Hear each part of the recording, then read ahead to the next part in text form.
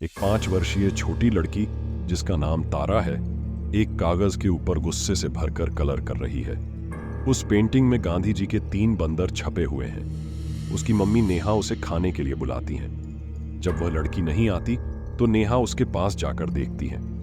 तारा तीसरे बंदर के मुंह पर काला रंग पोत रही थी और गुस्से से कह रही थी, सब बुरे हैं, सब बुरे हैं। नेहा जब अपनी बेटी तारा को ऐसा करते हुए देखती है तो वह उसका हाथ पकड़ती है और कहती है, क्या हुआ बेटा, किसी ने कुछ कहा है क्या? इतना कहने के बाद नेहा जैसे ही अपनी बेटी का चेहरा देखती है तो वह घबरा जाती है, क्योंकि उसे छूते ही नेहा को एहसास होता है कि उसे बहुत ज्यादा बुखार हो रहा है और वह चक्कर खाकर गिरने वाली है।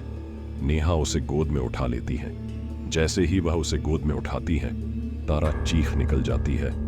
तारा अपनी मम्मी के हाथ पैर मारते हुए उसे गोद से नीचे उतरने को कहती है।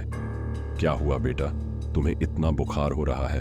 क्या हुआ? नेहा अपनी बेटी तारा को गोद से नीचे उतारते हुए इतना कह रही थी कि उसने देखा उसकी बाजू के ऊपर खून लगा हुआ था।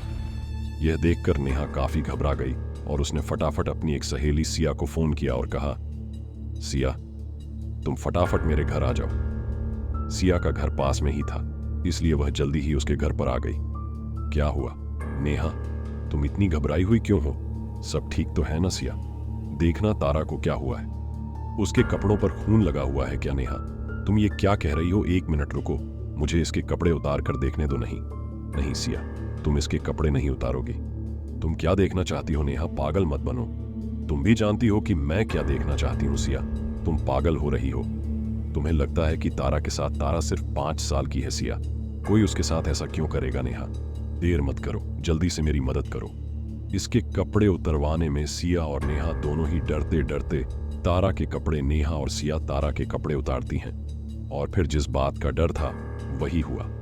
तारा के साथ रेप किया गया था। सिया, खाओ मेरी कसम, तुम किसी से कुछ नहीं कहोगी। तारा अभी सिर्फ 5 साल की है, नेहा बोली। नेहा, पागल मत बनो, कम से कम एक बार इस बात को क्लियर तो कर लो कि इसके साथ कुछ गलत हुआ है। मेरी एक जान पहचान की डॉक्टर है, डॉक्टर कृति, मैं उसे फोन करके बुलाती हूं, वह किसी से कुछ नहीं कहेगी।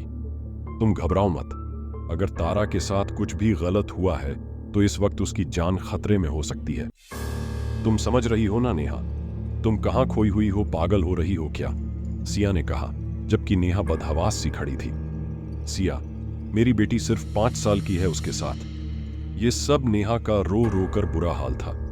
सिया अपनी फ्रेंड डॉक्टर कृति को फोन करती है और थोड़ी देर में कृति सिया के बताए पते पर आ जाती है।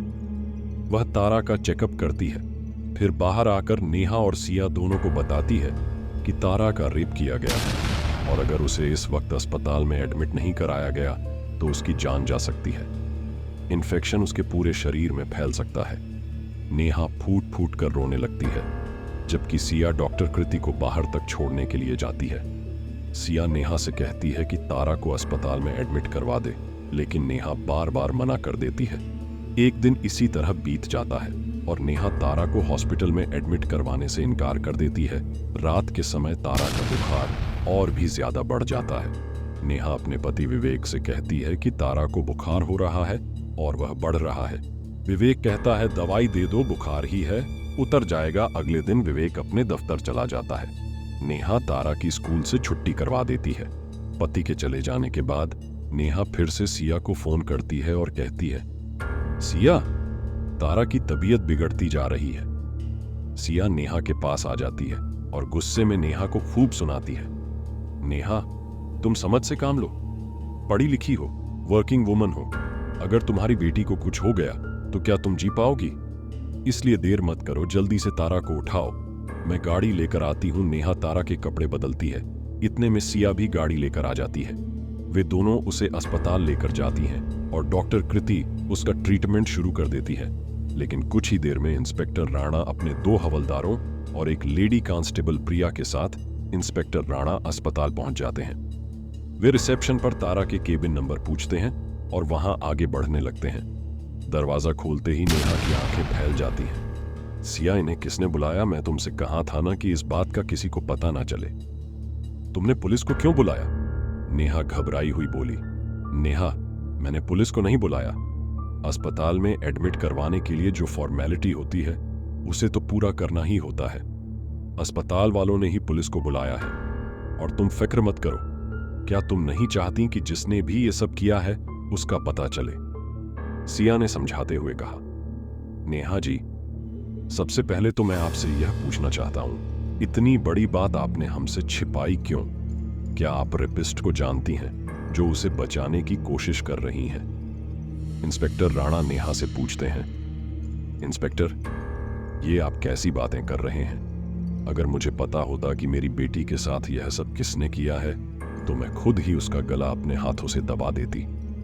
मुझे तो यकीन ही नहीं आ रहा कि मेरी बेटी, जो इतनी छोटी सी है, उसके साथ कोई ऐसा कर सकता है। नेहा आंसू बहाते हुए बोली। नेहा जी, इसी बात से तो हम भी हैरान और परेशान हैं कि इतनी छोटी सी लड़की के साथ कोई इतनी हैवानियत कैसे कर सकता है। हमें उस गुनहगार को जल्दी से जल्दी पकड़ना है, क्योंकि क्या पता उसका अगला शिकार कौन सा मासूम। आगे की वीडियो नेक्स्ट पार्ट देखते रहिए सिर्फ और सिर्फ लिंबू खट्टा पे। प्यारे दोस्तों, वीडियो आपको कैसी लगी कमेंट में जरूर बताएं और मेरे चैनल को सब्सक्राइब करें। बेल आइकन को दबाना ना भूलें